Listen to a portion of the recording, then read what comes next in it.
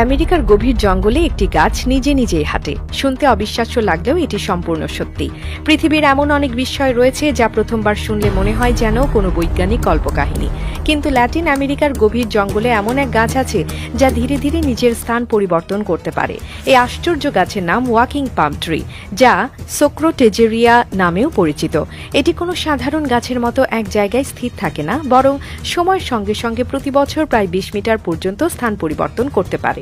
এই গাছের শেকড় সাধারণত গাছের মতো মাটির নিচে প্রবেশ করে না, বরং এটি মাটি থেকে উঁচুতে ঝুলন্ত অবস্থায় থাকে, অনেকটা ঝাড়ুর মতো দেখতে। এই শেকড়গুলোই গাছটিকে নতুন জায়গায় সরিয়ে নিতে সাহায্য করে।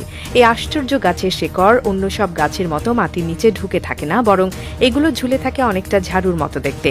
এই শেকড়গুলোর জন্যই গাছটি তার নিজের অবস্থান পরিবর্তন করতে পারে।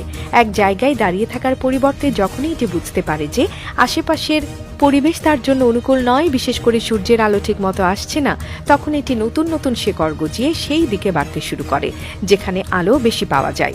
আমেরিকার গভীর জঙ্গলে বড় বড় গাছপালা এত ঘন যে সূর্যের আলো ঠিকভাবে মাটিতে পৌঁছাতে পারে না, কিন্তু আলো ছাড়া গাছের পক্ষে বেঁচে থাকা সম্ভব নয়। তাই যখন ওয়াকিং পাম ট্রি দেখে যে তার চারপাশ অন্ধকার হয়ে যাচ্ছে, তখনই এটি নিজের নতুন শিকড় বের করে সেদিকে বাড়তে শুরু করে যেদিকে সূর্যের আলো আসছে। পুরনো শিকড়গুলো আস্তে আস্তে মরে যায় আর নতুন শিকড়গুলো গাছটিকে নতুন জায়গায় টেনে নিয়ে যায়।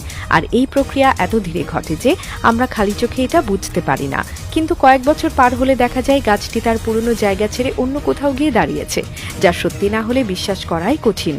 একটা গাছ যে নিজে নিজে হাঁটতে পারে তা শুনলেই মনে হয় যেন কোনো জাদু বা কল্পবিজ্ঞান গল্প, কিন্তু এই গাছ একেবারে বাস্তব। ল্যাটিন আমেরিকার গভীর জঙ্গলে এটি এক বিস্ময় হয়ে দাঁড়িয়ে আছে। কত রকম অদ্ভুত জিনিস যে প্রকৃতির মাঝে লুকিয়ে আছে তা আমরা কল্পনাও করতে পারি না। এই পৃথিবী কত আশ্চর্য, তার কোনো সীমা পরিসীমা নেই।